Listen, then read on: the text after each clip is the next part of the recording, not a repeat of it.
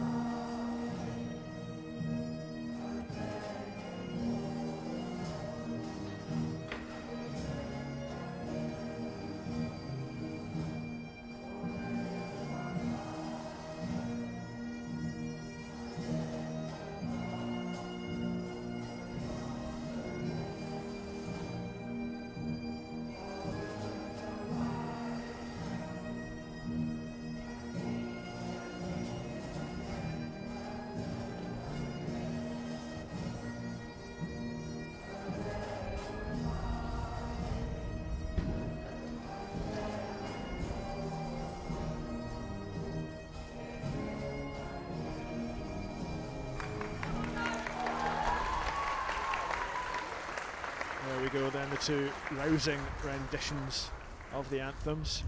After that, we'll have a little look at the team news. Well, it looks like perhaps a back five for Scotland in these blustery conditions, with Emily Much in goal. Back three of Charlotte Wardlaw, Georgia Brown and Charlotte Ewsham. Chloe Warrington and Fallon Connolly-Jackson are the wing-backs. In midfield, beside is captained by Ailey Shore. Next to her is Maria McInerney, with an attacking trio of Jodie McCleary, Morgan Cross and Bailey Hutchison. Let's have a little look at the Icelandic team as well. We think it's going to be a similar formation. In goal is Uthar Skevink. In defence, Tora Sverbersdottir, Vidna Kristín Björnsdottir, Jakobina Hjörvarsdottir, Avina Helena Karsdottir, Mist Finnadottir. I think it will be a midfield four. Krabhildur Haltosdottir, almost got there. Bergtis Svensdottir, and then on the wings, Delia Ear Sommers. And a name that you might recognise if you are a Celtic fan, former Celtic winger Maria Olafsdottir Gross. Up top, a real big name for Iceland this afternoon, Dismulia Christian's daughter. She plays her football for Anderlecht in Belgium. Really bright future ahead of her. So looking back at that Scotland side, Joelle, are you expecting them maybe in that back five with three defenders, and what do you think of the team that Michael McArdle has picked this afternoon? Yeah, it looks like it. Andrew, I think Charlotte Newsham, Charlotte Wardlaw, and Georgia Brown are predominantly centre halves, and then I'd imagine you'll have Fallon Connolly Jackson on the left hand side, naturally left footed, and a Chloe Warrington on the right. So I think it gives you a good solid defensive base, but it also gives you options to go forward at pace. And in this under-23 setup, there's a lot of players there kind of getting their first taste at this level. We've seen it be so influential. Players like Hayley Adams, Kathleen McGovern going on to play and get called up for that A side. Do you expect a couple of these players to go on and do the same? Yeah, I would imagine so. You can see in the middle of the pitch, Ellie Shore has had a taste of the A squad setup, and I'd imagine she won't be the last from this group. And I think it's fantastic to see, because essentially this environment, this platform, the purpose of it is to supply the A squad and bridge the gap between 19s and A. So yeah, it's great to see it come to fruition. Obviously we saw Mia Macaulay accelerated from this group this week into the A squad on the back of Sam Kerr pulling out. So yeah, for me that is absolutely the purpose, and certainly there will be more than an Ellie Shore getting into that group in the future, I'm for sure. Ewan Powell is the referee, and he kicks us off. It does look like Scotland are in that three at the back formation. Charlotte Newsham getting her first touch on the ball. Iceland, meanwhile, look like they are more four at the back, so it just goes to show what I know. That's Wardlaw under pressure immediately, and this could be a big Iceland chance. Newsham able to clear. Warrington picking up. Scotland quite composed as McInerney tries to find her Celtic teammate Morgan Cross. This could come all the way through, but Emily Much off her line really quickly. An early chance there for Iceland. Charlotte Wardlaw just caught early on.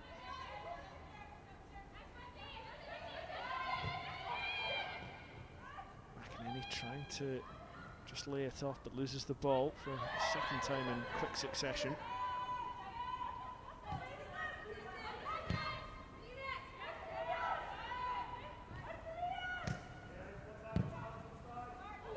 Shore can't quite pick that one off. The offside flag goes up. A decent start from Iceland, though. They're putting Scotland under pressure at the back. Yeah, it's been a very fast-paced start from Iceland. Intense pressure, high up the pitch, and they're attacking third. And I think from a Scotland perspective, we need to get our foot on the ball, gain a bit of calm and composure, and just start playing. Warrington able to get the ball forward to Cross.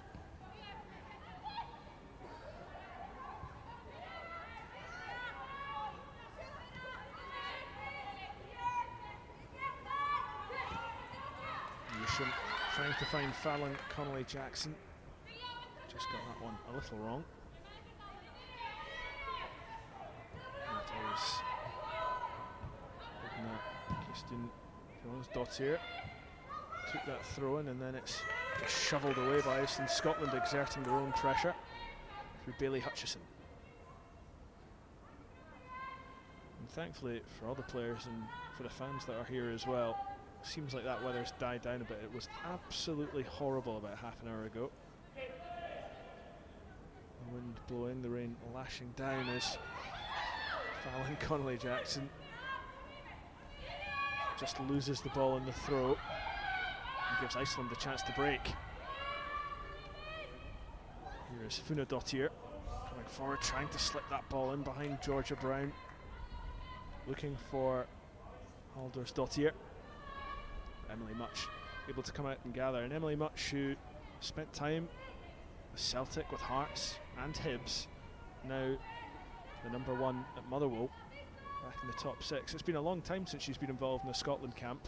She was involved at under 17 and under 19 level. How much of a boost will it be for her to get back into the kind of national thinking?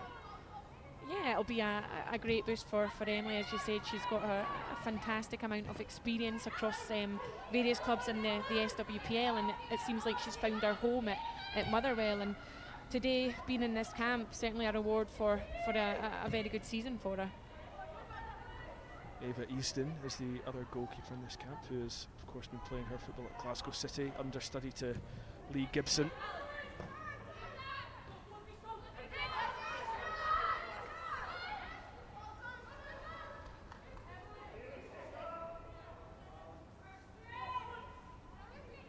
I suppose with goalkeepers more than any other position, Joelle, Ava Easton played a lot of football at Partick Thistle, hasn't played nearly as much at Glasgow City, which is to be expected, I think.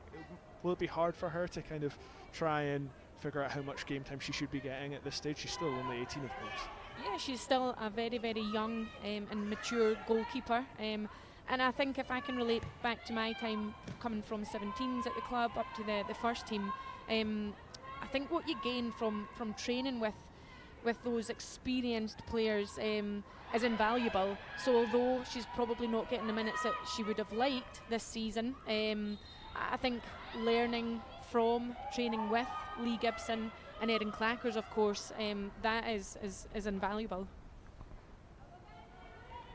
Yeah, Erin Clackers, who's of course got that league winners medal now, having spent the season on loan at Hibs, just picked up an injury right at the very end of the season. Noah Schumacher coming back in as they sealed that SWPL league title. I'm sure that's not the last time we'll talk about that today, as Morgan Cross tries to work the ball to her strike partner Bailey Hutchison.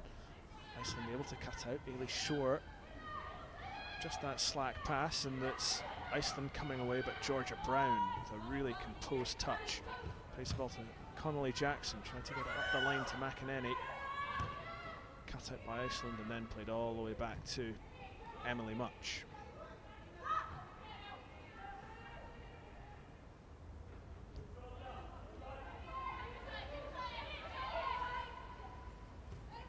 Short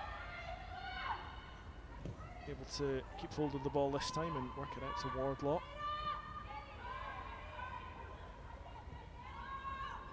Morgan Cross in a decent area for Scotland, pulls it back for Hutchison, gets the touch there, couldn't quite get the shot away and just worked it back to Cross. Flag stays down. Warrington and Cross combine. Now Wardlaw whips it in, looking for McEnany. Connolly Jackson there first. The ball just bouncing around on the edge of this Iceland area before Wardlaw is able to take a touch and just regather for Scotland. Newsham coming forward now. Connolly Jackson, her cross blocked. First attempt by Bjornsdottir. But a decent little spell there for Scotland. Yeah, it was a better spell. A little bit more composure on the ball. We weren't trying to force it forward. It started with Emily, recycled left, went right, and then we entered the box up the other end of the pitch. So a lot more of that is welcome, Andrew. Trying to work the ball forward, but it's Scotland who had it. Hutchison, touch just evading her.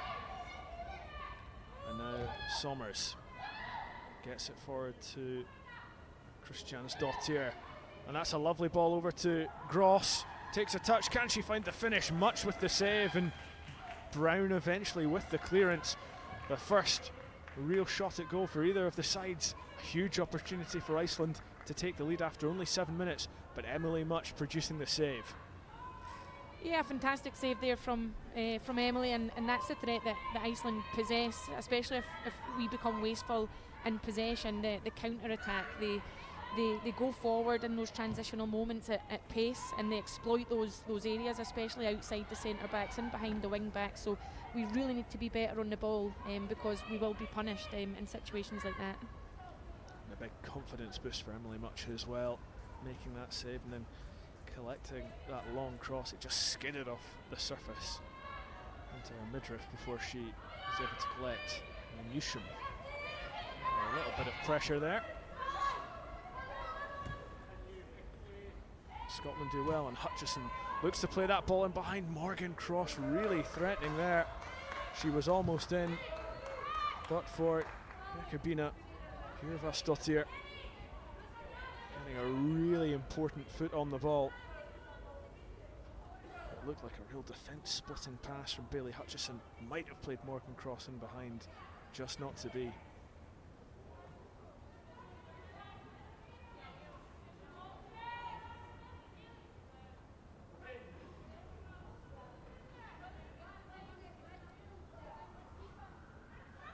Jackson with the throw, one of the younger members of this Scotland Under-23 squad. McCleary, who's not been too heavily involved at this early stage.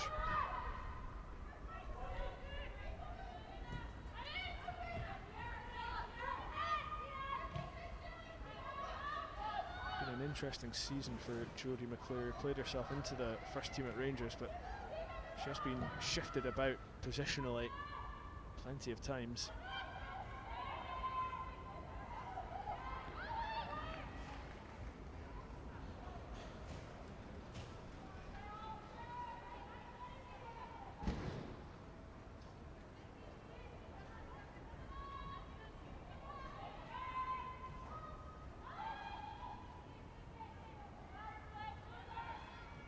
Scotland pressing high, Chloe Warrington.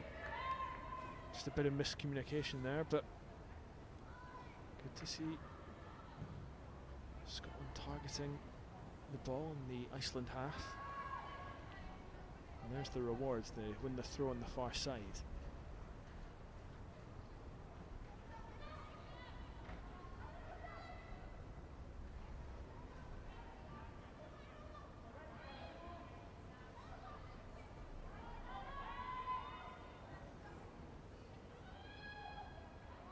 Shore. Scotland able to work it away. Yeah, Ailey Shore did get called up back in February when Michael McArdle was the interim head coach after the departure of Pedro Martinez Losa. Plenty of players getting experience in that first team setup, including Ailey Adams, who's just missed out. I think she had a little niggling injury towards the end of the season. It's kept her, unfortunately, out of both the A squad and the Under-23 squad in this international window.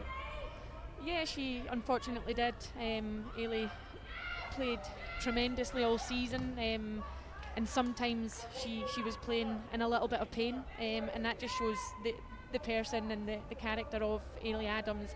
She played for the badge, and she played with passion.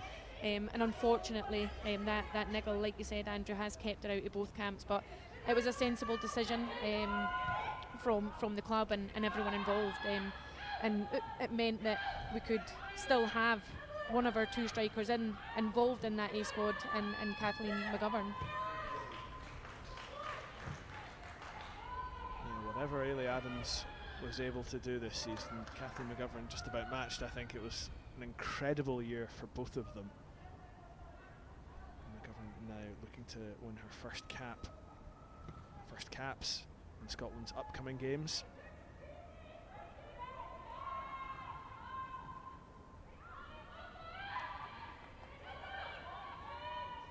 And another Hibs player who's just missed out on the squad through injury, Mickey Macaloni. She played in those games in April over in Murcia in Spain. I mean, there's so many in that Hibs squad, Joelle, that have just had unbelievable seasons. It all came together at the right time for yourself and for Grant Scott. Yeah, it did, and we spoke about Ailey playing through the pain barrier, but Mickey did that also, broke her wrist on the Wednesday before the last game at Ibrox, and was adamant she was going to be on that pitch, and all credit to her. But again, I think that just shows the character of Mickey, and essentially the character and culture that we have at the club. Lots of really good individual performances across the season, which collectively played into that success. Tegan Bowie, another who just got injured just before, I think it was in the warm-up before that game against Celtic. Just a couple of games left of of the SWPL campaign. I'm certain she would have been involved today. Yeah, Tegan is another one. I mean, I could go through the whole team, Andrew. The girls really have been tremendous this season, but Tegan's another one. Very unfortunately got injured in the warm-up that day and rolled her ankle. So yeah, she was massively disappointed, but she continued to play her part off the pitch for the remaining few games. Her loss is Rosie Livingston's gain. She's in this under-23 squad on the bench today as Scotland come forward. Brilliant touch from McEnany, but the offside flag was up to deny her. And another of this cohort who have had really impressive seasons, just in the last couple of months really cementing herself in that Celtic midfield, although not the season to remember for them. Certainly McEnany, who has played such an important role, but maybe as more of an impact sub in years gone by. She is certainly very much part of Elena Sidiku's plans going forwards. Iceland play the ball in behind Charlotte Wardlaw. Had to turn quickly there and deal with that.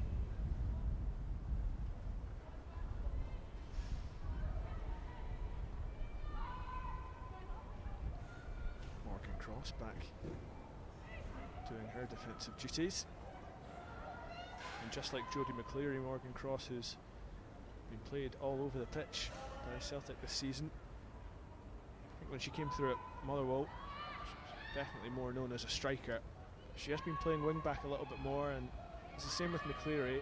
At this stage of their careers, Joel, is it just important to be getting on the pitch and getting those minutes? Yeah, absolutely. I think when you're young, I think it's important not to be kind of signposted into one particular position. I think having that versatility is absolutely crucial, and there's a few players on that pitch, Morgan Cross, Jodie McCleary, Maria McEnany, to name a few, have played in a number of positions across the season and played in those positions very, very well, and they've embraced it, they've enjoyed it, and you can see in their form that they're reaping the rewards. And Charlotte Wardlaw is about to take this free kick now. She's another, can play right across the back four. You might remember her from her spell at Glasgow City on loan in the 2023-2024 season. Now playing her football at Newcastle United.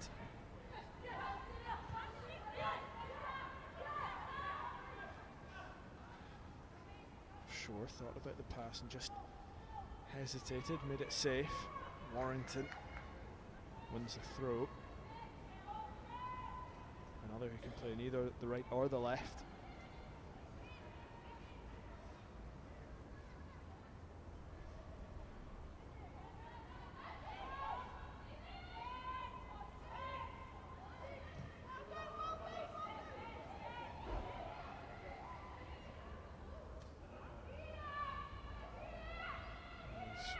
Uther Svindrosdottir Skeving, not under too much pressure there. And it's the Arnhem goalkeeper.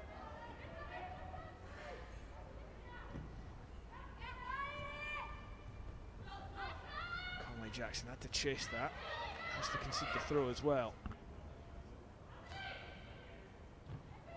Christian Stottir trying to get in there, well defended though.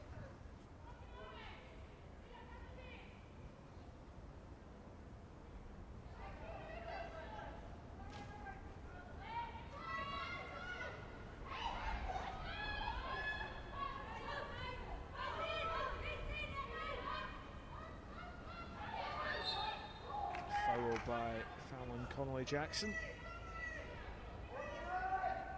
So just 18 years of age, turns 19 in the summer. 16 appearances this season for Sheffield United, a club that she's been at since the age of 12. She's played plenty of international age grade football, scored twice for the under-19s back in April against Czechia. She is predominantly a left back despite that. Ailey Shore drives Scotland up the pitch.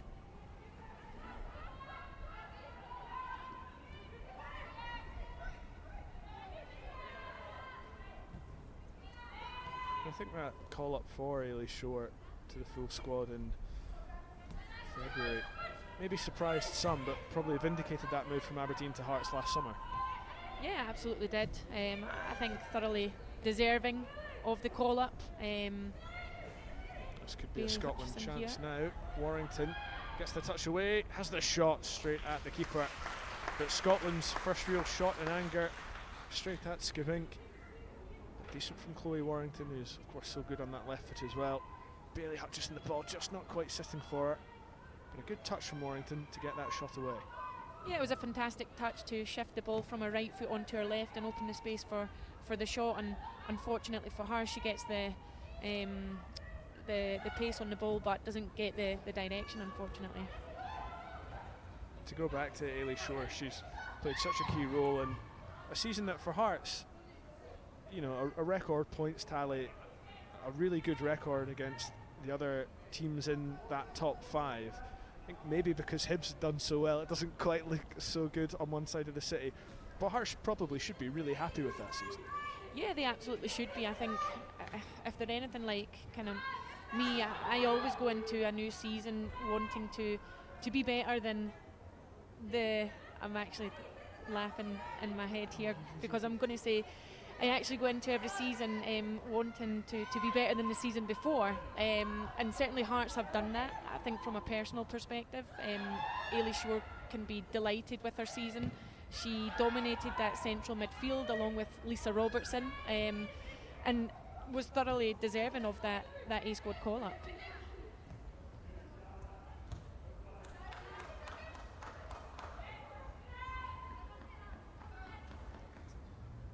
Certainly was an unbelievable SWPL season. Hearts finishing 5th in the end, taking points off all the big 3 and beating Hibs.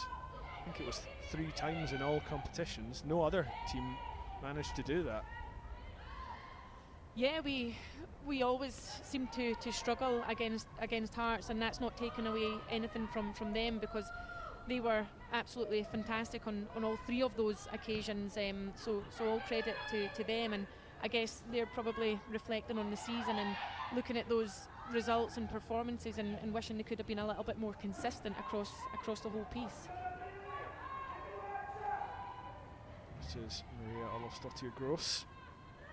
Cutting inside, tries to cross towards Christiansdottir, well offside though, and Emily Much is able to gather pretty comfortably. We have seen that attacking trio of Olofsdottir Gross, Christiansdottir and Somers really threatening this Scotland back line, and although they've been quite composed on the ball at times, that Icelandic threat has remained. And there it is again, Much just chipping the ball straight to Gross. Charlotte Wardlaw able to get back there. And that distribution just a little wayward at times in that Scotland defence. Yeah, forcing Emily onto her weaker left foot, and again it's coming from that intense pressure, and I think the front line that Iceland have on the pitch, the qualities that they all possess really complement each other. They've got physicality, they've got speed, they've got intelligence, so yeah, we really need to be really careful on the ball in our own defensive third.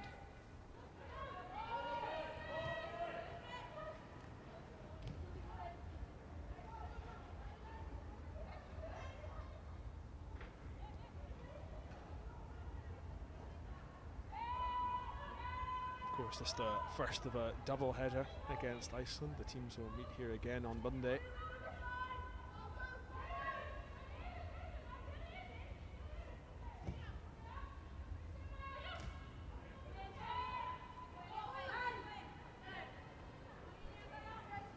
In terms of Icelandic women's football, they're currently ranked 13th in the world, have been since August 2024. It's their highest ever world ranking.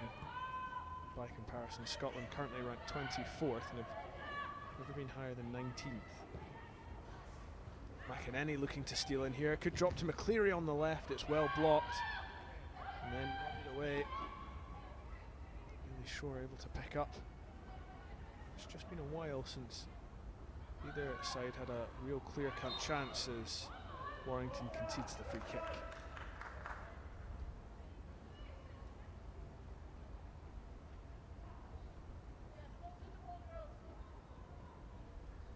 This was the chance McEnany just ghosting in there. Iceland doing just enough. Although Scotland have passed the ball about quite nicely, do they maybe just need a little bit more composure in attack? Yeah, I think so. I think you can see when we've entered the final third in the box, it's coming from a quick switch of play. Iceland are defending very compact, keeping space in that central area to a minimum. So for me, it's that switch of play, that quick switch of play, and that kind of ball in behind the left centre back for Morgan Cross, whose pace gets her in behind all day long. I said right at the top that Shore would be partnered by McEnany and McCleary. I certainly think they're playing a lot further forward than Shore, who's having to do all that work of a midfield metronome by herself at the moment. Yeah, it looks as if Ailey Shore's playing in that single pivot, allowing Maria McEnany and Jodie McCleary to advance up the pitch. This could be a chance for Iceland. The ball dropping to Sommers. She tries to flick it through to Kristjansdottir. Gets the wrong side and slides it under the goalkeeper for Iceland to make the breakthrough after 24 minutes. Just hitting on the counter. The ball dropping to Sommers in behind. And she played that pass perfectly for Kristjansdottir to hold off the challenge of the defender and find the finish as well. Not easy for the Anderlecht striker to do, but she managed it. She managed it well. Yeah, it's a really good goal from Iceland. A great through ball there. Got our defenders chasing, facing our own goal, and it's a fantastic run between Georgia Brown and Charlotte Newsham there. And unfortunately, Emily Much couldn't get out quick enough to stop the ball going into the back of the net. It was a lovely assist there from Julia Sommers. Also plays her football in Belgium at Leuven. She already has 16 full caps to her name, 2 goals as well. The player with most international experience on that pitch by quite a distance. And you just saw that little bit of class with the flicked outside of the foot pass to set that goal up and put Vidis Lilja Kristjansdottir through on goal.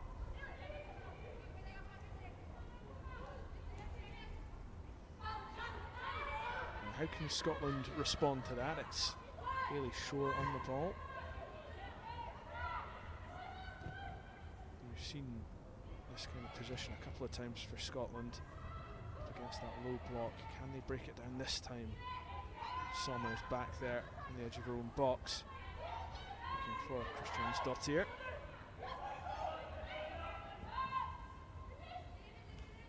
Thought about the big switch of play there, looking for Maria Olsdottir Gross. Instead, just knocks it back to Matt Bjornsdottir.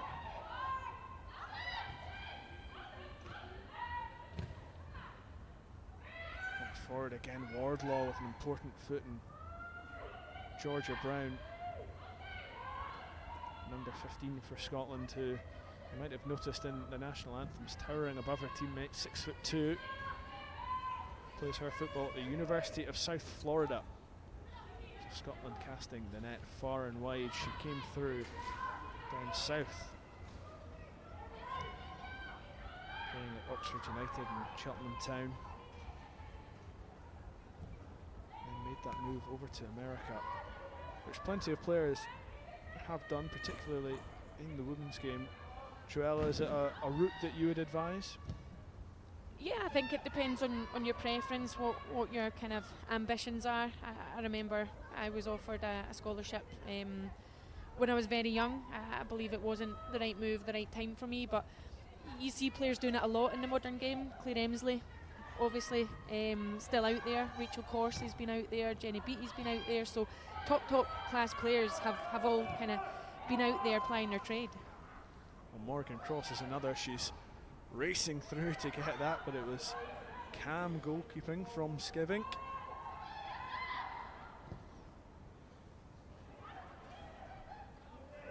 And Morgan Cross played at the University of South Alabama. She He scored 23 in 89 for the Jaguars before a move back to the UK, Coventry United, and then Motherwell as Newsham is under a bit of pressure, able to get the ball away up to McCleary. And just cedes possession back to Iceland. 2 balls on the pitch at the moment. The referee, Ian Pow, just bringing it right the way back. Maybe to Scotland's benefit as well, allowing them to settle and set up that defence just a little bit more organised.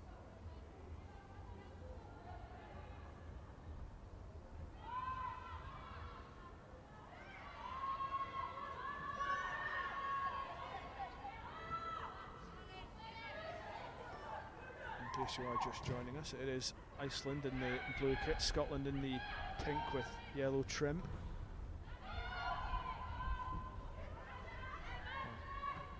The Scots currently 1-0 down. It's that goal from Kristjansdottir.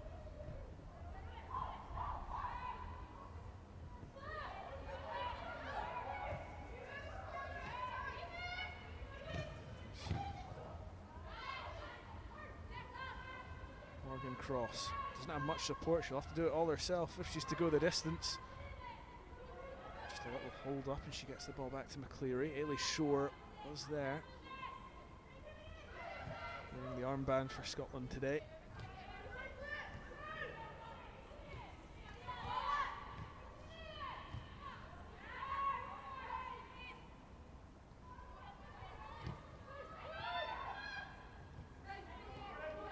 Plenty of room for Fallon Connolly-Jackson here. She takes it inside, tries to force that pass. It's a strong challenge from Maria McInerney. It's just an Iceland throw. Maybe a bit of frustration there in that tackle. Yeah, I would imagine so, and I think that's probably been the story of Scotland's half so far, Andrew, is that kind of lacking the detail and the final execution in the attacking third. I think if we can tidy that aspect up, we'll certainly have more box entries and more kind of shots on target. Just looking through that Scotland bench quickly, plenty of players who have got tons of SWPL experience. Ailey Austin, Jenny Smith, Kayla Jarden, Tyree Birchall, Monica Forsyth, Rosie Livingston and Lisa Forrest. So a couple of them getting their first call up at this level. The card on the registration SB17 SHZ. McInerney trying to play it over the top to Morgan Cross. Please report to the main stadium reception. Thank you. Hopefully not your car there, Joel. Yeah, I was listening intently there to that registration plate, but thankfully it's not mine. I was worried when it started with an S. I was paying close attention as well.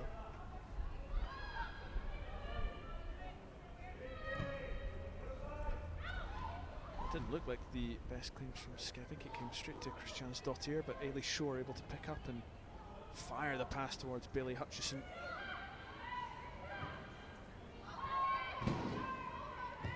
Hutchison, who is also starting regularly at Hearts as well as Ailey Shore.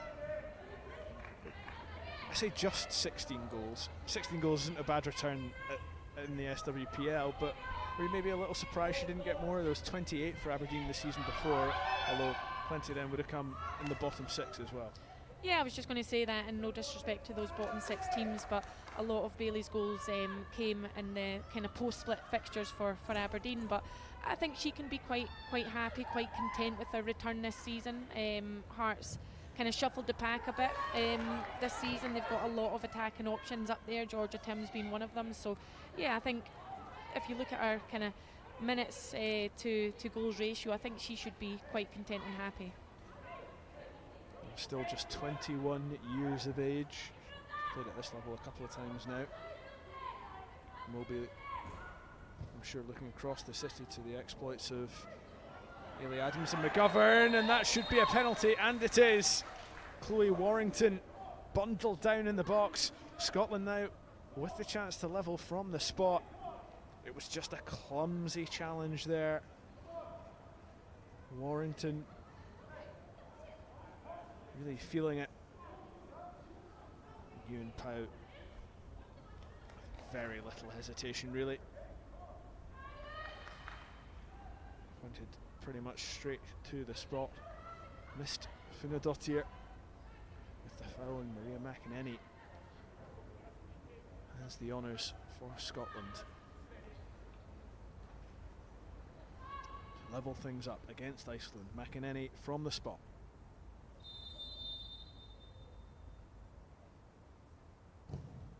And she steers it into the bottom corner.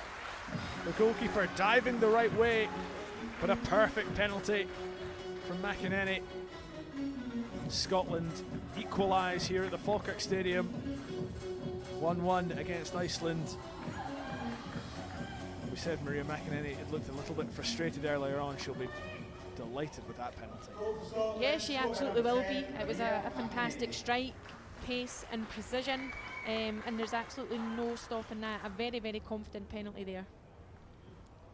Well, she was the second top goal scorer this season for Celtic with 13 behind Saoirse Noonan.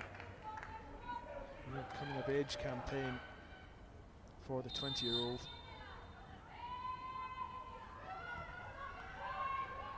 For her, she's got the 10 on her back, but do you think she looks a lot more kind of settled in that midfield, central midfield role?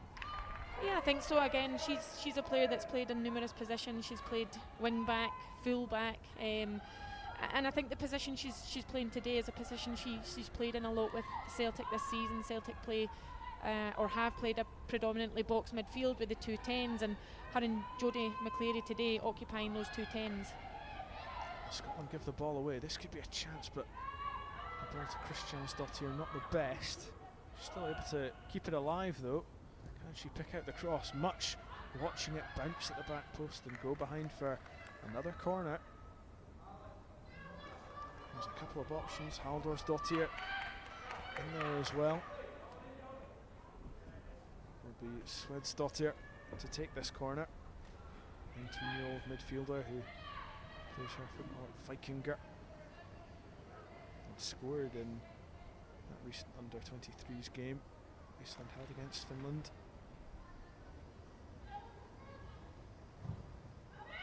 Corner in now. Georgia Brown couldn't get her head to it. It almost dropped at the back post, but Ailey Shore able to get the ball away. Plenty of options for Iceland to aim at there.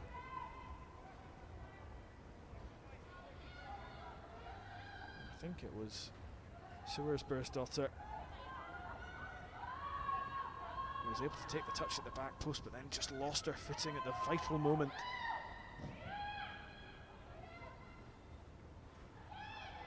Ball coming forward again, and Georgia Brown composed and just back to Emily Much.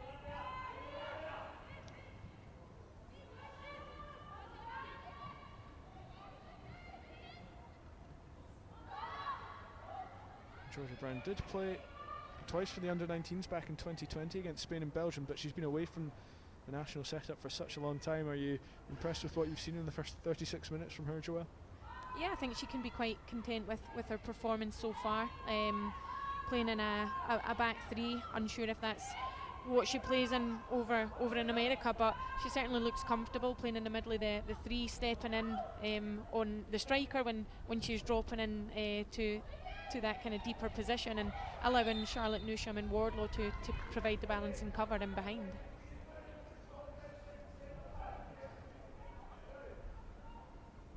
Wardlaw, the 22-year-old, with the foul that time.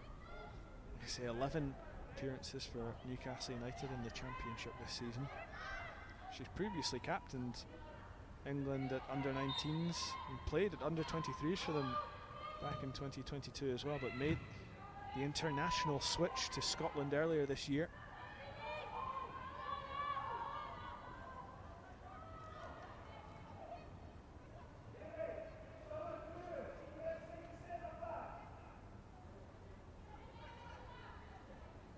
And I think that switch will probably be music to Melissa Andreatta's ears. Scotland's defence, obviously with the news that Rachel Corsie is going to retire after this international window. A huge blow for Scotland, and a huge blow in defence where there's not all that much depth right now. Hutchison with the cross, Skevink able to hold. How did you react to that news, Joelle, that Rachel Corsie was going to hang up the boots? Yeah, it's obviously a massive disappointment and loss for the national team, because Rachel brings a significant impact on and off the pitch, and she has done for a number of years now. What she's done domestically and at international level is it's unrivaled, actually, and she will be a massive loss because she's a big character, a big personality, and a leader in that environment. But like you said, it opens the door to somebody else. You've got Leah Eddy, who of course kind of finished the season with Rangers with a slight niggle, isn't in the 23s or the A squad groups because of that, and I think she'll be relishing the challenge to really step up and try and fill that void. You'd imagine Sophie Howard and Jenna Clark will be starting centre halves for Scotland in these coming games.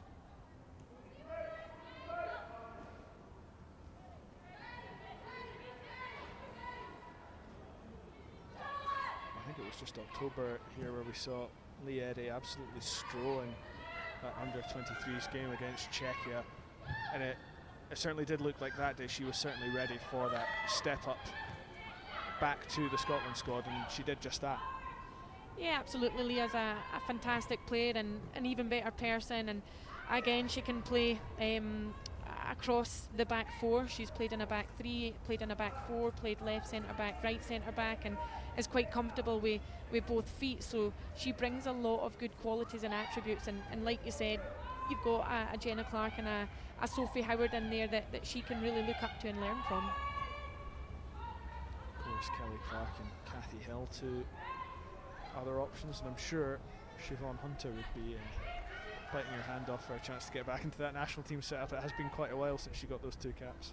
Yeah, it has indeed, and Shiv's had an unbelievable season. I think it's probably been our best season since she's been at the club. She's played extremely maturely alongside Lindsay Taylor, who of course came into the club as a central midfielder, a number 10, but stepped into the back line when needed, and they formed a tremendous partnership across the season. And the amount of clean sheets that both of them, along with obviously the rest of the team and the goalkeeper, picked up is certainly a tremendous achievement.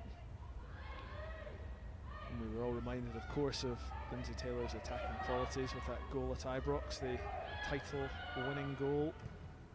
I think it was just a surprise to see her in that area of the pitch at that point in time. Yeah, it was indeed. We were looking to try and keep the clean sheet, stay compact, and have a solid defensive foundation. And she started the build up, the play on the edge of our own 18-yard box, and before we knew it, she was putting the ball in the back of the net. It was a fine finisher as well. Fallon Conley-Jackson looking to close down. It's a loose pass back to Skevink, who's under a bit of pressure, but breaks the lines nicely with that pass. Ailey Shore able to pick off though. Works the ball to Morgan Cross.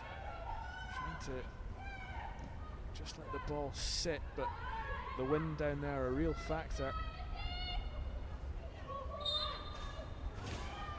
You can hear it blowing around all sides of the ground. Of course, we're so open here at Falkirk with the 3 stands.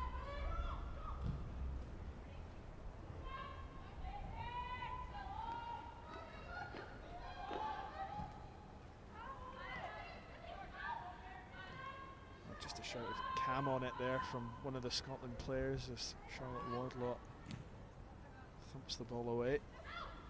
As we approach half time, score is level. Is that a fair reflection so far, Joelle? Yeah, I think so. I think probably Iceland have shaded the half. They've had the better opportunities. So yeah, I think they'll be frustrated that at this point it's 1-1, but I think a really good half from Scotland. They've really grown into the half, and we'll be looking to build on that in the second half. Like I said, it is the first time a lot of this squad have played together. 11 changes since April's matches. And obviously McGovern earning her call up. Morgan Cross in behind. And that was the chance for Scotland to go into the break ahead. She just nipped the ball off the toes of Jorvarsdottir went one-on-one and maybe snatched at that chance a little and skews it wide. She has to be hitting the target from there, Joelle. Yeah, non-negotiable there from that distance. I don't know if she didn't realise just how much time she had on the ball, but that's, in my opinion, Iceland's weakest line on the pitch is their defence. So if we can penetrate their midfield and get in those areas to try and exploit, then hopefully we'll see more of those situations. But a massive opportunity there for Morgan Cross. Just 4 goals this season for her at Celtic, and that was an enormous opportunity. One-on-one, just sliced across the ball. Scotland really haven't had too many chances in this half, and that's certainly the best one that they've not taken.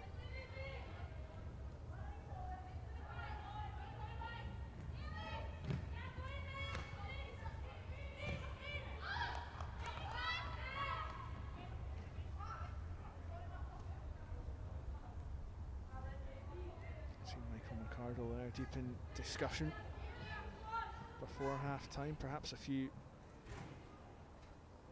subs he's maybe thinking about making. We often see the bench is emptied in these kind of games anyway, so half time is as good a time as any to make those changes.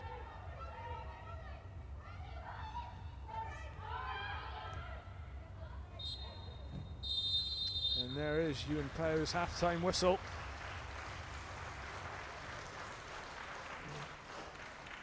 Iceland making a breakthrough early on through Vidis Lilja Kristjansdottir when she was slipped through by Delia Ear Sommers. Fantastic counter-attack from Iceland.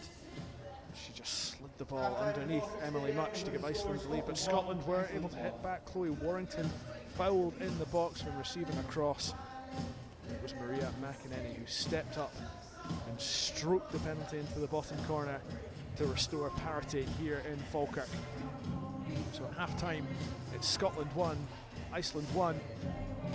We'll be hearing from one of the Scotland Under-23 squad members at the break. Rangers winger, midfielder, fullback, youngster Jodie McCleary.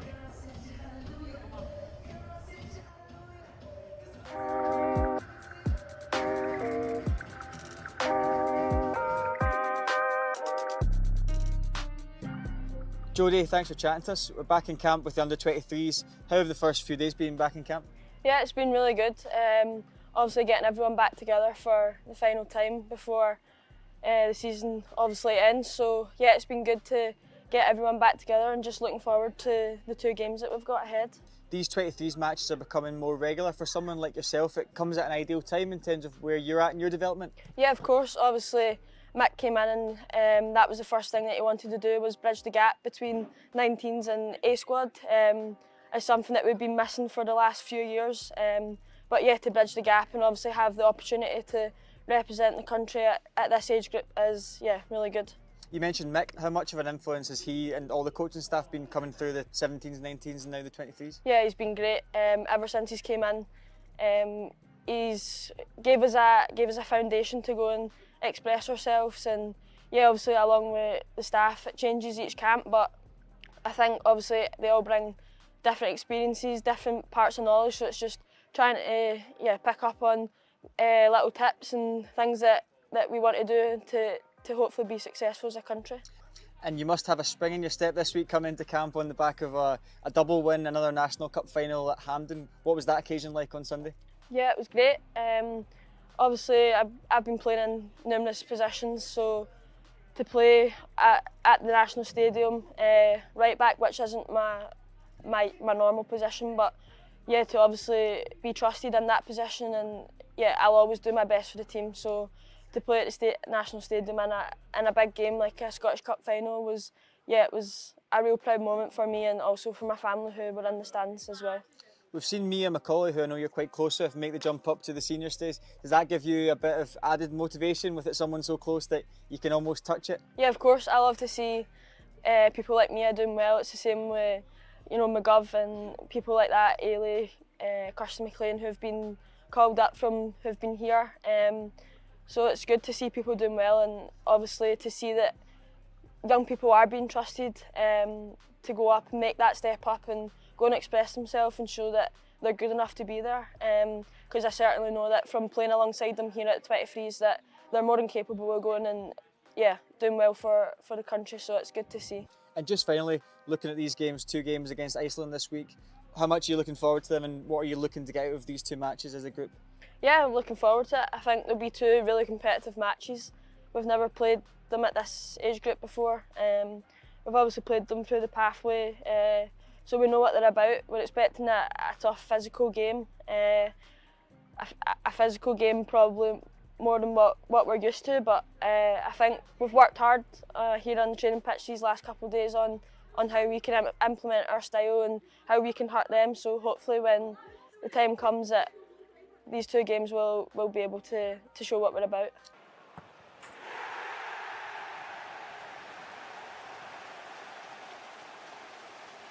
Second half. Vidis Leah Christiansdottir putting Iceland ahead for Maria McEnany's penalty. The teams level once more. There's going to be a couple of changes for Scotland at the break as well. Lisa Forrest coming on for her debut at this age level. Alongside that's Jenna Penman down there, I think.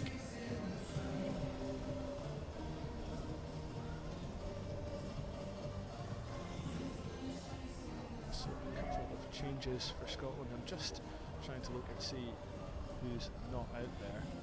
But beside me is Joelle Murray, Scotland and Hibs star. Joelle, are you surprised at those changes? No, not surprised. Not because of any sort of individual performance levels, but I think the whole purpose of these games is to get a look at people, get minutes in the legs, and certainly not surprised. I think Lisa's come on for Bailey, and Jenna come on for Charlotte Wardlaw.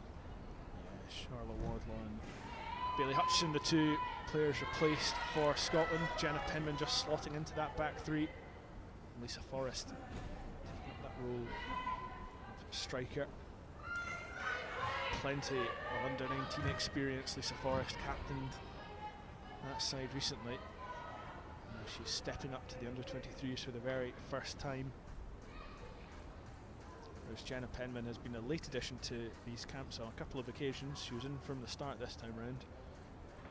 She's another who's really had a statement season after moving to Motherwell.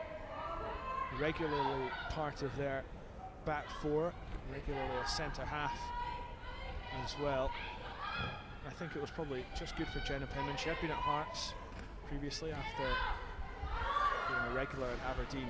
Just good to get back playing regular SWPL football and helping Motherwell to a historic top 6 finish.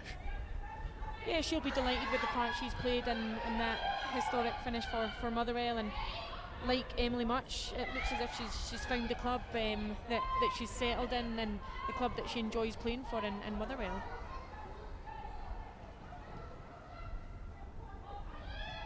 She just watches that ball fly over her head. Maria Alsdottir-Gross into it, now playing her football in Sweden. Fires it low. Emily Much just watches. It's just a goal kick. But a decent start there from Iceland to the second half. They did look quite threatening on the counter in the first half as well, Joel. Yeah, they absolutely did.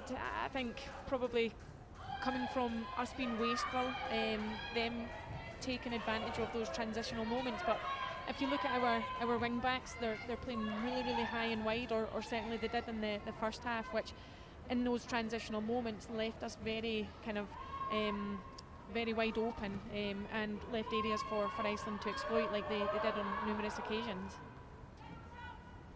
Well, there has been a change for Iceland at the break as well. Diliao Ear-Sommers, who got the assist for that first goal. Player, like I said, with 16 caps to her name, the most senior player in this Iceland under-23 squad. She has been replaced by Isabella Sara Trickvadotir, who's on the ball now with a nice touch over Fallon Conley-Jackson. Couldn't follow it up with another nice touch though, but Iceland keep the ball. It's until Charlotte Newsham steps and gets a foot in.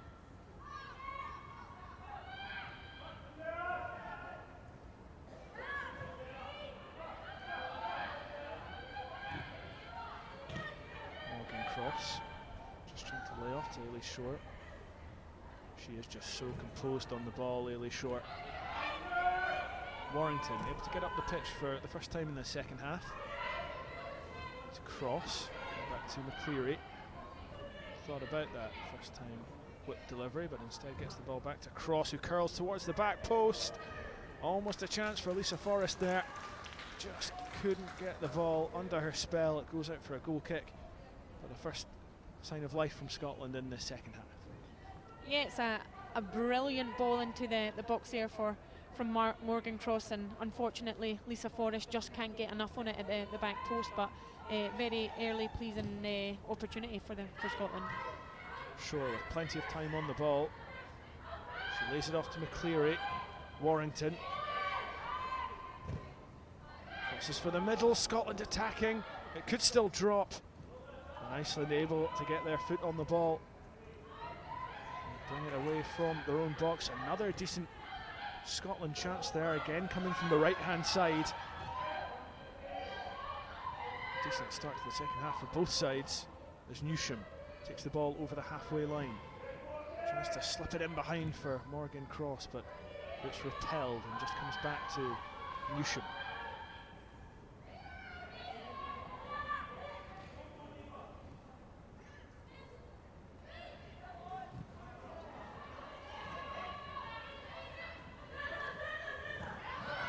Just forced out of play by Aristotle Gross.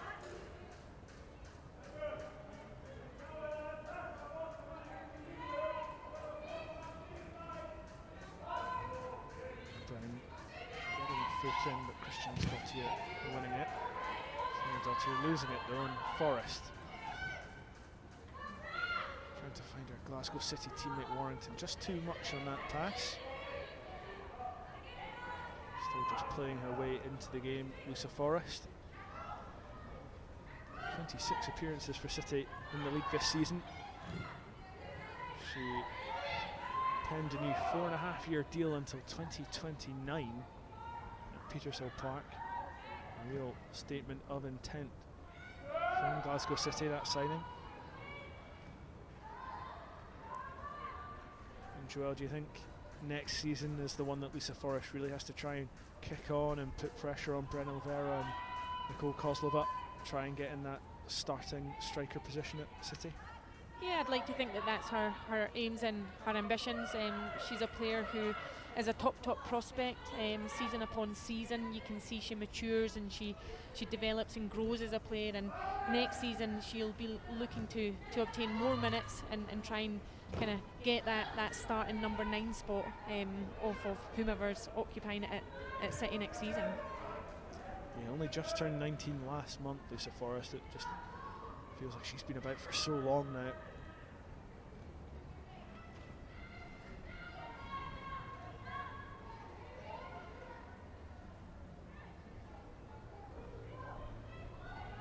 The sun now shining down on us here in Falkirk, completely unrecognisable to the start of this game. But the wind probably still swirling down there and having an effect on these players as Warrington takes a sore one. Dottier Gross plays it inside, it's flicked on for the Dottier coming up from left back, and Jenna Penman has to clear that away. Warrington stayed down though in the Iceland half. Hopefully not a serious problem for the Glasgow City fullback.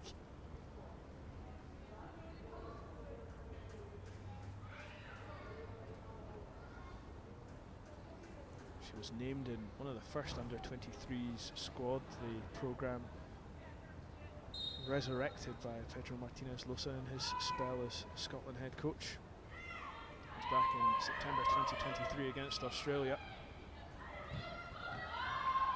It's taken her a while to get back in, but she's here now.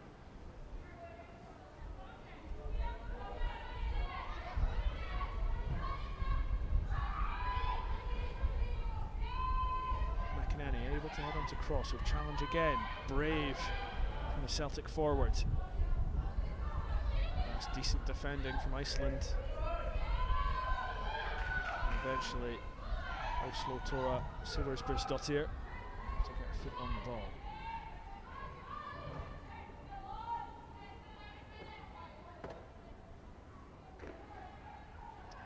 Newsham, we've seen that run from her a couple of times.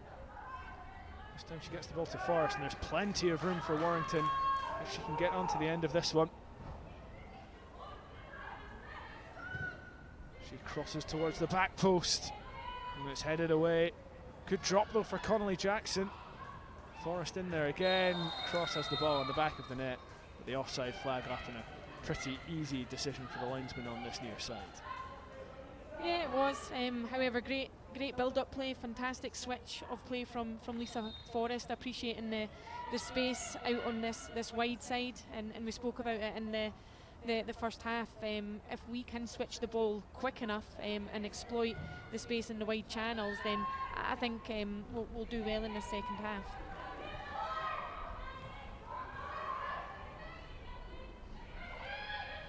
Sure.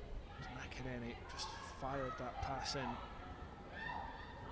McInerney going for it again. Really battling for the ball. And battling a little too hard there, right in front of the referee. That frustration just boiling over a little. I know it's an international friendly, but I think Maria McInerney might be a little lucky to get away without a yellow card there. Yeah, I would agree, and I think that's the way that Maria McInerney plays her game. She's very tenacious, very aggressive, but I think for her, it's getting the balance between being aggressive legally and not, because what she's done is she's given Iceland a chance to regroup, reset, and get the ball in Scotland's half now. Penman doing really well to get away, and this could be a booking as well. Christiansdottir getting a talking to from referee Ewan Pout. Again, one of the more clear fouls you'll see this afternoon. Yeah, very cynical that one, Andrew. I'm surprised that's not a booking. Like you said, I think you want to try and be lenient in games like these, but you also need to look after players' welfare. So for me, I think that should have been a yellow card.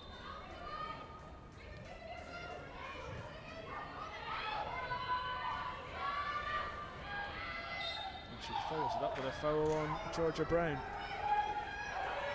Just a little bit of niggle introduced into this game in the second half. And it's got both touch lines. Looking fairly active down there. McInerney wanted that ball through. Almost got it. Icelandic goalkeeper Skivink able to gather McInerney playing right on the line. We said she was kind of playing maybe at the top of that almost triangular midfield with Ailey Shore at the base, McInerney and McCleary playing at the top, inverted pyramid. McInerney though really playing right on the line, right on the shoulder of Lisa Forrest and Morgan Cross. Another touch from Warrington. Follow it up with a pass, and now Christiansdottir is fouled, and Warrington will receive a talking to, and the referee maybe just needs to take control of this game a little. Yeah, I would agree, and I think that's the result of not getting the cards out, especially on that last tackle from the Iceland player. I think there's a fine line between playing in a friendly and keeping your discipline, and I think Chloe Warrington, another player who is lucky not to receive a yellow card. It may just be a friendly, but I think the referee might be tempted to go to his pocket pretty shortly.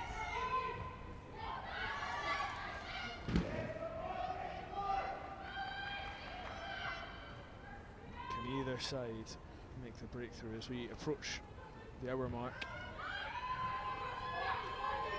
Cross put under real pressure by Jakobina Hurvarsdottir able to retain the ball for Scotland.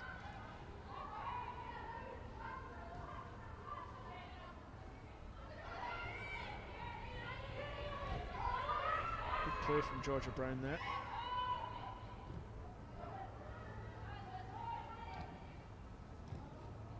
That was Lisa Forrest almost in behind Fallon Connolly Jackson. Trying to find her.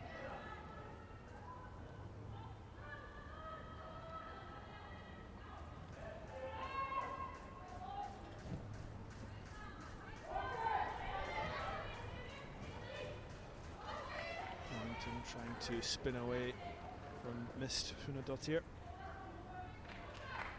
quite work, but Scotland still have the throw. And Joelle, what will Michael McArdle want to see differently in this second half from the first half performance? Well, I think he'll be quite happy, I think, with the second half performance up until this point. We've kind of really nullified Iceland's opportunities in our own half, never mind the box. So I think already he'll be happy. We're playing with a little bit more composure and calmness on the ball, and I think we've probably had the dominant ball possession so far. There is Michael McArdle, appointed the Girls and Women's Performance Manager in December 2022. Eventually ended up with him on the touchline for Scotland in those Nations League games, following the departure of Pedro Martinez Losa. He lost all 4 of those games, 1-0 to Austria, 2-1 to the Netherlands, 4-0 and then 6-1 to Germany. A really up and down period in charge, I think it would be fair to say. Of course, having that lead against Germany before that second half collapse, and then really holding Netherlands pretty close in that 2-1 loss at Hampden. Well, meanwhile, Scotland are going to make another couple of changes. Morgan Cross is off, and Rosie Livingston is on, and Ailey Austin is the other change. Well, I'm sure you'll be delighted to see Rosie Livingston coming on for her Under-23s debut. Yeah, absolutely delighted. Selfishly, I'm happy to see Rosie get a good 30 minutes on the pitch this afternoon, and she's played a massive part in our success this season, mostly coming off the bench as an impact sub. She had that match-winning goal at Tynecastle. She scored in the 3-0 win against Rangers at Broadwood just before Christmas, and she's had a tremendous season, so hopefully she can take the club form into this afternoon's game. That was a decent chance there as Iceland poured forward. It's a bit like Sarah Tryggvadottir, who had that shot in the end after good work from Ita Marín Hermannsdottir. Comes from one of the most famous Icelandic sporting lineages, the daughter of Hermann Hreiðarsson and Ranja Lóa Stefansdottir, both who played for their country. Hermann Hreiðarsson, who had a fantastic career in England, making over 100 appearances for Ipswich, Charlton and Portsmouth. Now a manager at HK back in Iceland. Ida Marín, who already has 2 caps for the full side, last playing for Iceland in the 2022 She Believes Cup. Another who's playing her trade over in the American college system.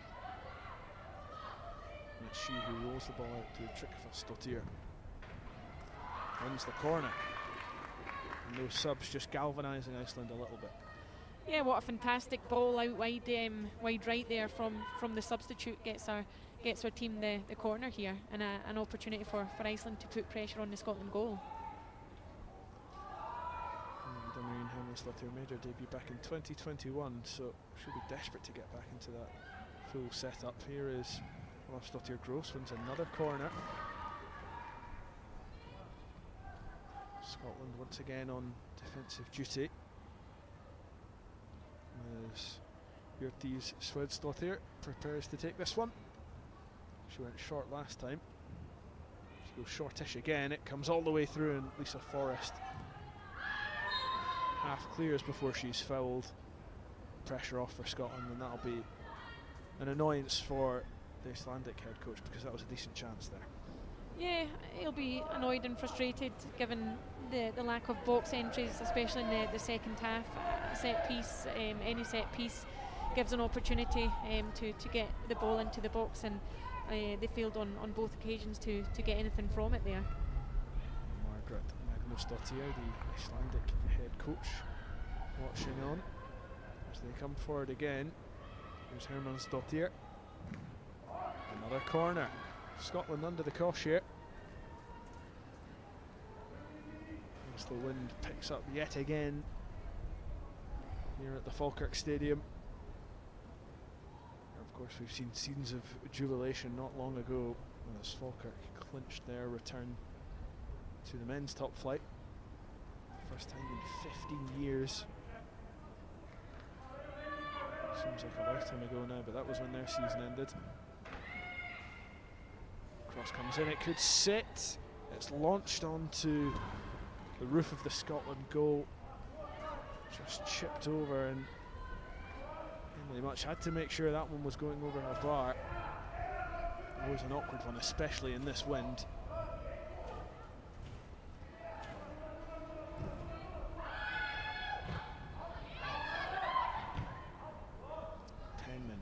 Hooking forward, but out of play, and Scotland just haven't been able to get their foot on the ball for the last 4 or 5 minutes.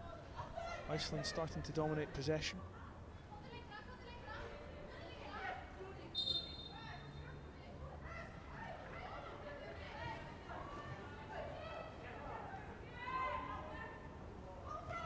Ailey Austin applying a bit of pressure.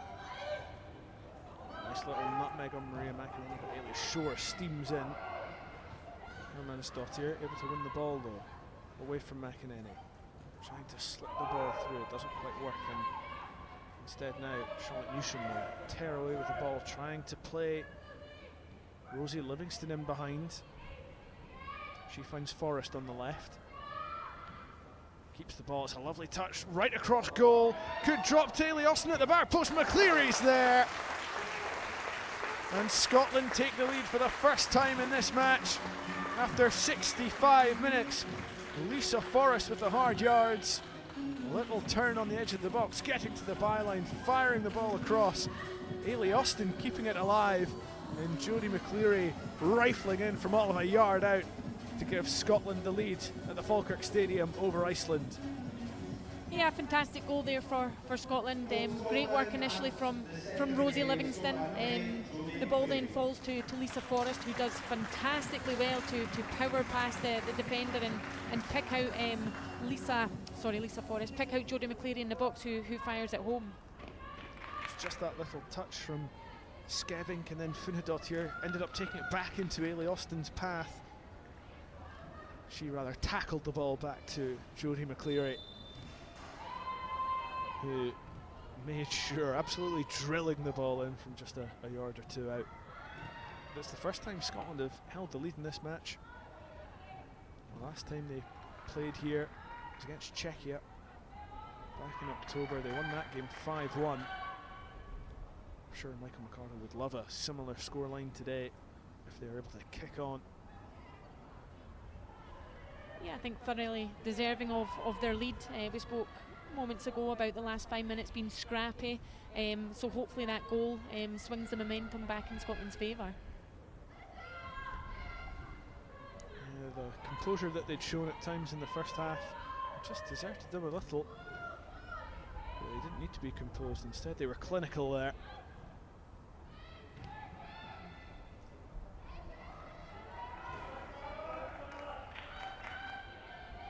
Jodie McCleary, another who, with continued first team minutes at Rangers and at this level, will be pushing for a place in Melissa Andreatta's squad. And of course they are in action tomorrow night at Hampden Park against Austria, live on BBC Alabama, 7:35 kickoff. They follow that up with a trip to the Netherlands, playing in Tilburg on Tuesday night. That one's live on BBC Scotland. A win by 2 clear goals on Friday against Austria at Hampden. They beat the Scots 1-0 on matchday 1. That would give Melissa Andretta's side the chance to preserve their League A status should the Austrians subsequently lose to Germany. So a couple of permutations there to try and wrap your head around. The Nations League not quite done for Scotland, despite those 4 defeats in their opening 4 games under Michael McArdle's watch. Like I say, Joel, it was an interesting time for the A team. They were really scrappy and dogged in that narrow loss to the Netherlands, in which they were expected to be defeated heavily. They led Germany for a good while before succumbing to that 6-1 defeat. What will Michael McArdle have learnt about those games? He said, I think he was ready to take the full job should it become available again. Yeah, I think he can certainly be proud of his efforts across those fixtures. I think you can see moments of progress and development, and I'd like to think that the new manager will take those forward, because the team showed lots of heart, lots of passion and pride, and it's all those non-negotiables that have maybe been missing for a while. So yeah, I think he can certainly be proud of his efforts, and certainly know that if the opportunity comes up again, he'll be able to fittingly step into the shoes. And of course, the players from the Under-23 squad can take huge heart. Plenty of them were involved under Michael McArdle's watch. Erin Clackers got a chance back in February to train with the squad. Leah Eddy was eventually able to add to her caps. There's just going to be a little break here.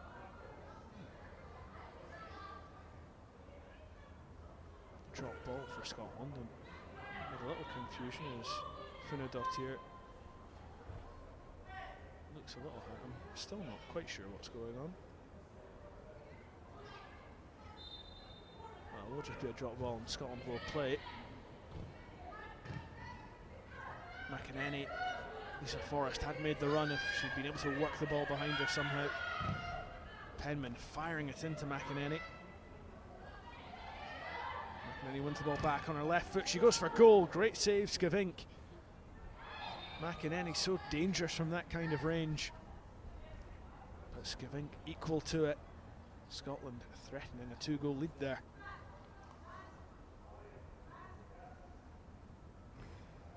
All came from that fired pass from Jenna Penman. McEnany couldn't control it the first time, but was alive to the loose ball.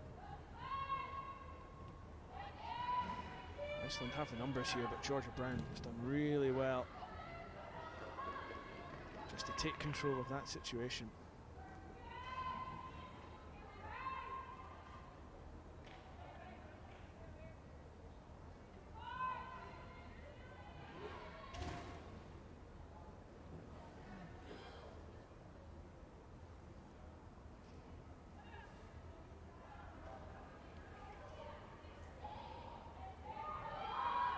Penman gets it back to Emily Much, and to get that right, she plays out to Austin.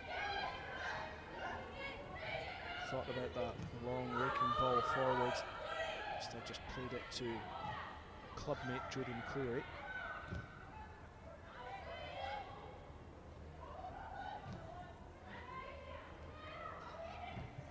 Austin, another who threatened to break through it, one of the top 5 sides with Rangers, ended the season on loan at Motherwell,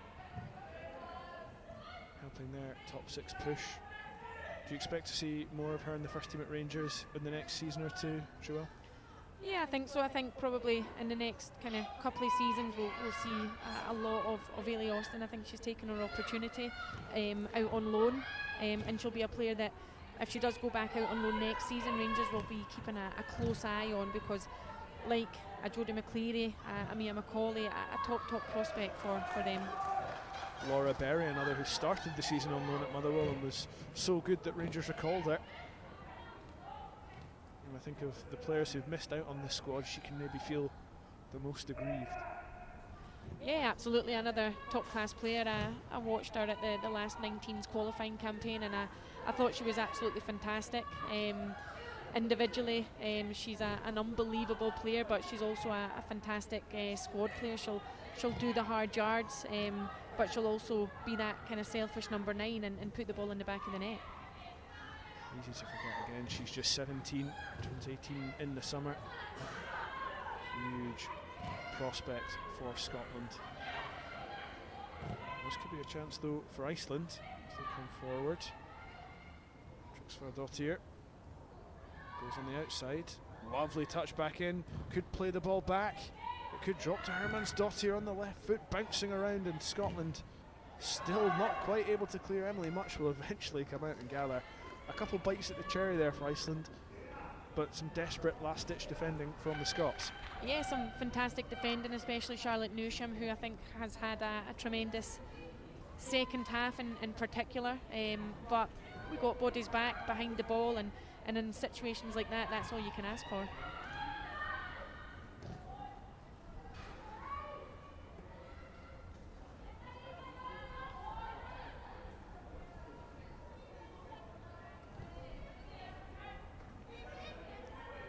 Iceland have taken off Vides Nilja Kristjánsdóttir,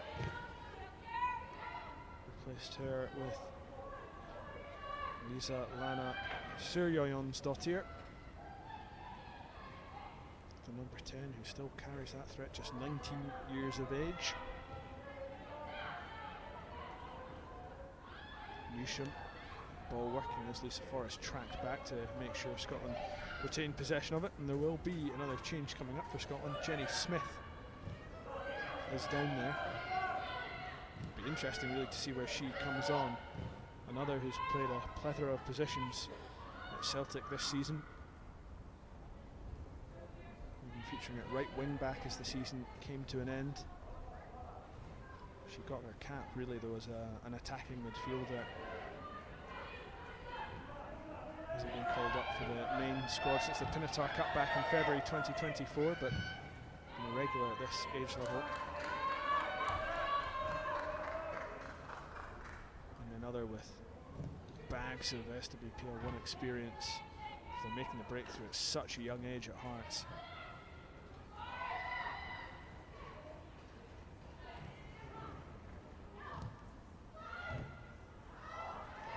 Ball just a little loose. Gives Scotland and Iceland a chance to make those changes. Jenny Smith coming on, replacing Maria McEnany, and so maybe getting that opportunity in the attacking midfield role that she hasn't had too much of at Celtic. Of course, to dislodge Amy Gallagher and Murphy Agnew among others.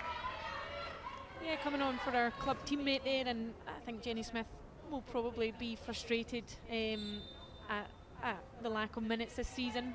She's a really good player, a player that was thoroughly deserving of our transfer to Celtic from Hearts, and unfortunately for her, she's probably not, as I said, obtained the minutes that she would have liked. Yeah, just 12 starts in the league this season for the 22-year-old, who turns 23 in the summer, just next month. Contracted to Celtic until 2026. So only started 3 games since January, so sure want to kick on next season in a really important year for Celtic. How do they bounce back? They had the high of Champions League group stage football, which I'm sure they learnt a lot from, and just struggled, as so many teams do, to balance domestic and continental football.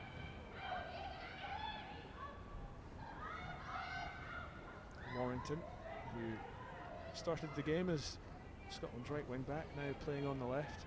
She was predominantly a left-sided player when she was making the breakthrough at her childhood club, Celtic.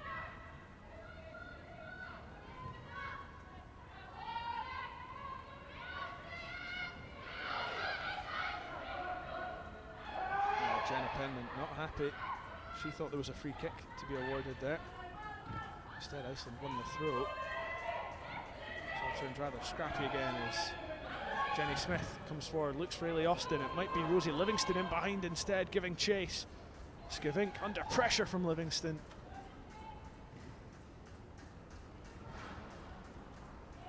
It might might only be the half hour that Rosie Livingston plays, but she'll be absolutely exhausted when she comes off. She's been running around like a Duracell bunny down there. Yeah, Rosie's output is always massive. Sometimes her running, her pressing, the intense nature of it is detrimental to her because of that. But what she will give is 30 minutes of pure hard work. And another who you forget is just 19 years of age. She made her debut aged 15 back in the 2020-21 season. She's been around at Hibs for a long time. She's had to deal with injury problems as well, but I'm sure will be a really important player next season as Grant Scott's side look to retain the SWPL title.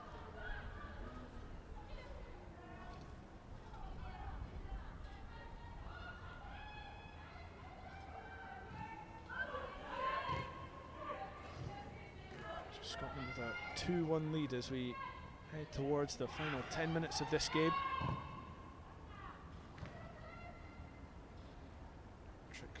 Dottir gives it to Hermannsdottir, has a bit of time, works it onto the left, tries the curled shot, it's over the bar. She's been a real threat since she's come on, Hermannsdottir. Just picking up those little pockets of space on the edge of the box. And a couple of times that she's been able to get the shot away, but yet to find the target. I'm sure though it's just a matter of time if Scotland keep giving her chances. Yeah, she's been one that's been very impressive since coming onto the pitch, and like you said, very intelligent player, picking up lovely pockets of space. The technical work, her footwork is nice and neat and tidy, and like you said, we can't afford to give a player of that quality the time and space that we just gave her there.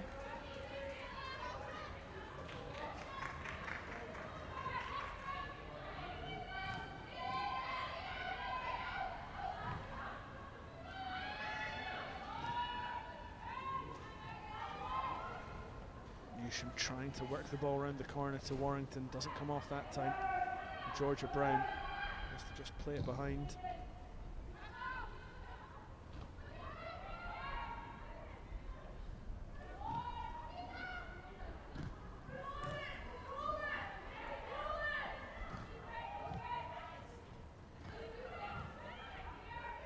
Ailey Austin with 2 on her back, she can play centre half, right back, wing back. She can also play further forward, which she showed when she was at Hamilton Accies. Where do you see her future, Joelle, positionally? I don't know, I think it's difficult because, like you said, another player who's very flexible and versatile, and a player who, when asked to have played in any of those positions, has performed very, very well. Penman for Shore or Smith. It's Smith who picks up, but Icelandic defender with her all the way. Scotland battling for these balls. It has been a much scrappier second half. And it is Iceland coming forward now. Tryggvadottir into the box, gets the shot away, much brilliant save. The second outstanding stop she's made in this game. The first one came really early on, denying Maria Ólafsdóttir Gross. She has to be alive to the danger here, but it's Georgia Brown shepherding that ball away. The ball came all the way through to Hermannsdottir. Another good chance. Scotland, the defence, just stood and watched that ball float over the top of their heads. Hermannsdottir unable to connect cleanly. Meanwhile, Chloe Warrington is down again on the far side. The physio having to come on now as well. But a couple of warnings for Scotland. It is just a friendly, but I'm sure Michael McCarthy will have drummed it into them. It's important to try and make sure they win this game. Yeah, absolutely. I think any of the players on the pitch and in the squad and the staff, of course, like you said, it's only a friendly, but I think for me, you want to go out and give the best version of yourself and get the win every time you play any team, regardless. So yeah, they'll be hoping that they can retain the lead and hopefully add to the 2 goals that they've already got this afternoon.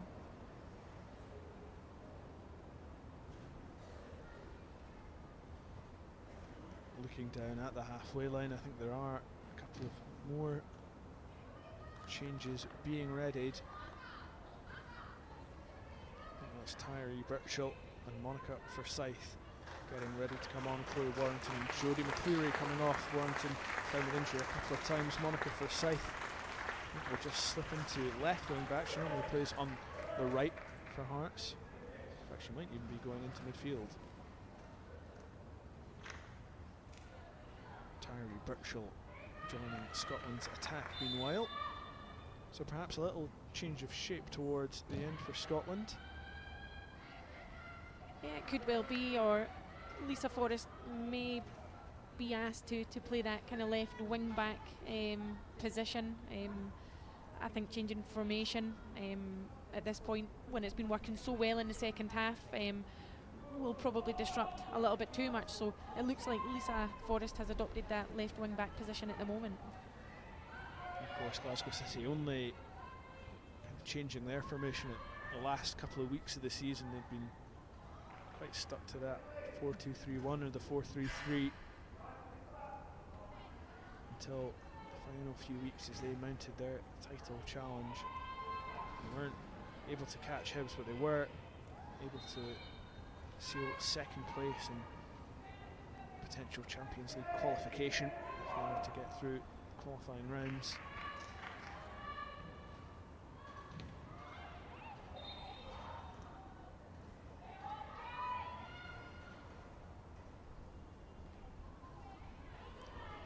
So Tyree Birchall, another who steps up to this age group for the very first time.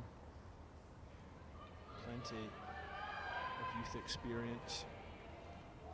It's been a tricky season for Partick Thistle. They've been really badly hit with injuries. They weren't able to repeat their top 6 heroics of the previous campaign.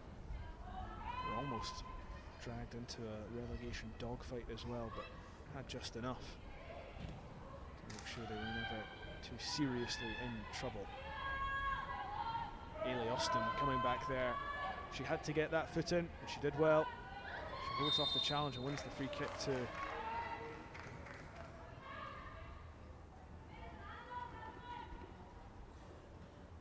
Birchall, another who can play right across the front line as well.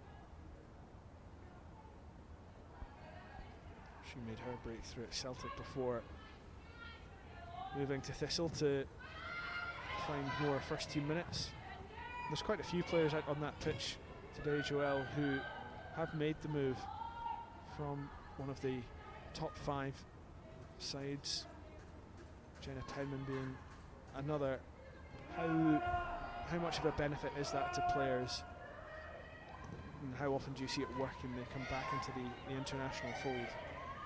Yeah, I think it's a benefit to the players as individuals, but I think it's a benefit to the league in general. I think when the top clubs kind of hold on and retain players that aren't getting the minutes that they probably want and deserve, I think it takes away from the quality that could kind of be dispersed elsewhere. So yeah, I think it's great to see players like Jenna, Tyree, who have played a lot at the top clubs, now kind of coming into their own and reaping the rewards at domestic level and international level as well.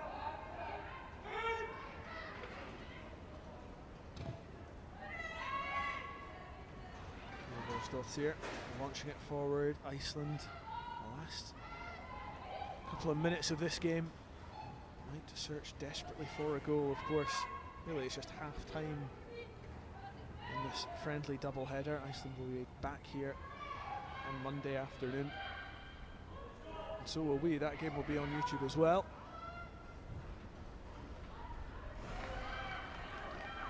This could be the chance for Iceland. So hard for Scotland to defend these aerial balls with the wind swirling as it is here in Falkirk. I think the wind kind of behind the corner taker here. Might be quite hard to actually just get this ball in.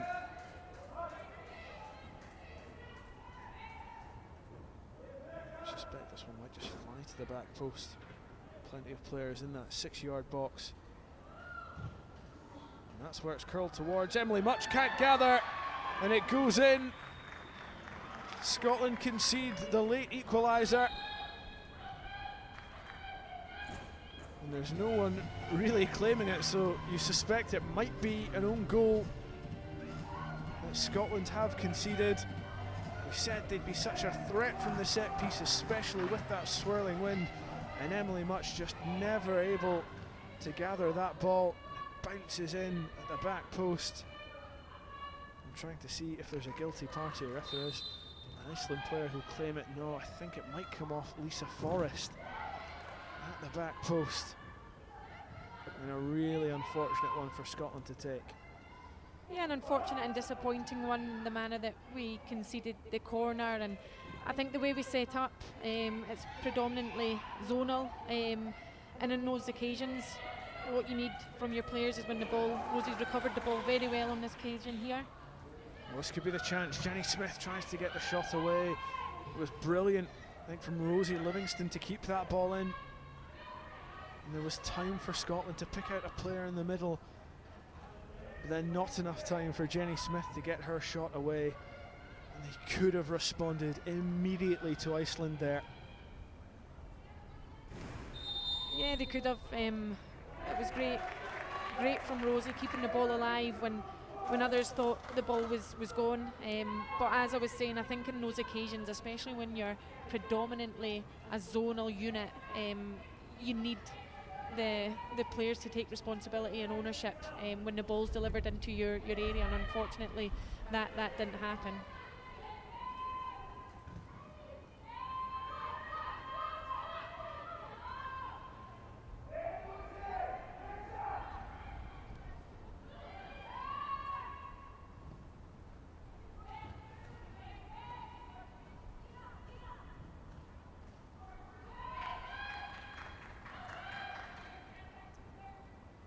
Well, it looks like it's going to end in a draw here at the Falkirk Stadium between Scotland and Iceland.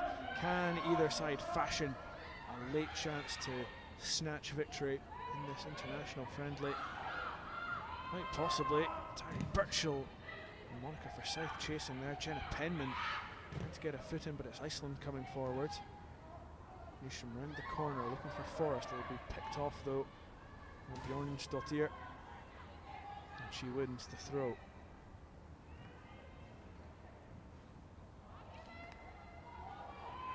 And just seconds remaining here at the Falkirk Stadium.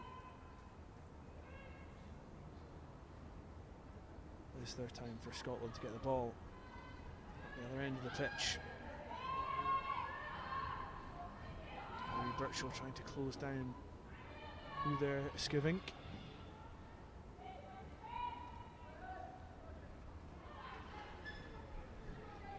Jenny Smith battling for it on the halfway line. Towards Penman, under pressure and fouled. Scotland will look to launch this ball forward, you'd imagine.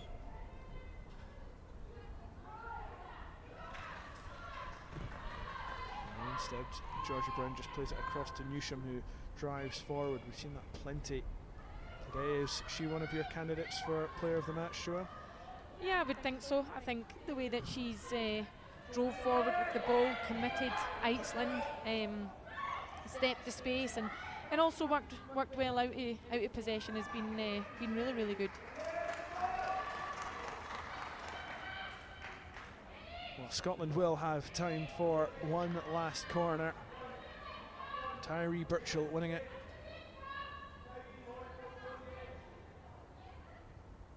And the wind just blowing in from that corner. Jenny Smith. Looks like all the players are crowded round that front post. That's where the ball goes. It's not the best of clearances, but Iceland able to get it away now. And in fact, the counter, well, I thought was on for a second, not to be. Svetlana Sirjonsdottir able to get the ball under control. Ewan Powell with a little look at the watch there.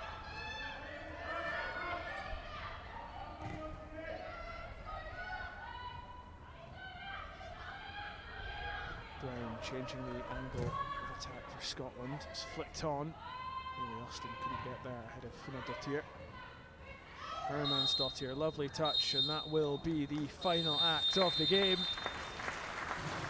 Iceland's late equaliser. A bit of a gut punch for Scotland, who led for so much of that second half. finishes at the Falkirk Stadium. Scotland 2, Iceland 2.